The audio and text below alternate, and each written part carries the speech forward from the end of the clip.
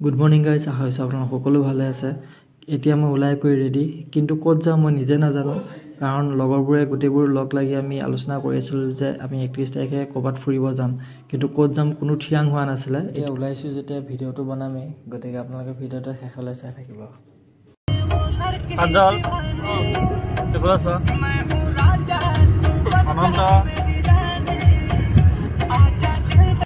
যিহেতু ৰাতিপুৱাই ওলাই আহিছোঁ আৰু একো খাবও পোৱা নাছিলোঁ ভালকৈ, গতিকে নলবাৰীতে ৰৈ আমি পুৰি খালোঁ আৰু খাই আকৌ আমি আমাৰ যাত্ৰা আৰম্ভ কৰিলোঁ। আৰু এটা কথা, গাড়ীত গৈ থাকিলে গোটেইবোৰে কিবা খাই খাই কথা পাতি যোৱা মজাটোৱে অলপ বেলেগ। গতিকে এমদাই বুট আনিছিলে আৰু তাকে খাই খাই আমি ডিচিশ্যন ল'লোঁ যে আমি বৰপেটা যাম, তাৰ পৰা আকৌ মানাছ যাম, আৰু এনেদৰে আমি গৈ থাকিলোঁ। আৰু এইখিনিতে এটা দুখৰ কথা, আমাৰ গাড়ীখন পাঞ্চাৰ হ'ল আৰু ঠিক ঠাক কৰি আকৌ বৰপেটালৈ বুলি ওলালোঁ।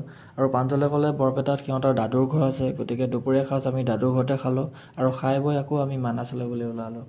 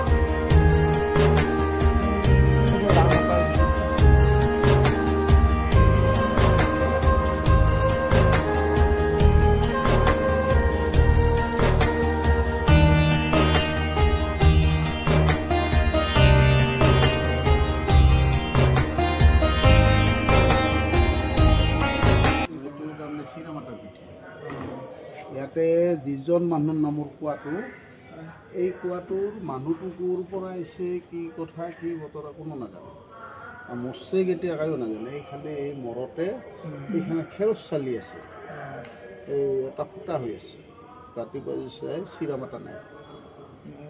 সেইকাৰণে এইখিনি জেগাত কোৱা চন্দ্ৰ সূৰ্য থাকে, মানে এই কোৱাটোৰ পানী থাকে।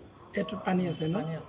এইটো পানী আছে। এইটো ৰাতিপুৱা ইয়াৰে প্ৰসাদ যি তৈয়াৰ কৰে, এই পানী দি তৈয়াৰ কৰে, আৰু গোসাঁই ধুৱাব লাগিলে এই পানী, বাকী পানী ইয়াতে হেৰি নহয়। এতিয়া ব্যৱহাৰ হৈ আছে। মই ৰাতিপুৱা আহোঁতে মই পূজা। এইখিনিত আৰু কি কি হেৰি আছে সত্ৰ? সেইফালে আছে পাটবাউসী সত্ৰ। পাটবাউসী সত্ৰ আছে। কিমান দূৰ? পাটবাউসী হ'ব 2 কিলোমিটাৰ ইয়াৰ পৰা।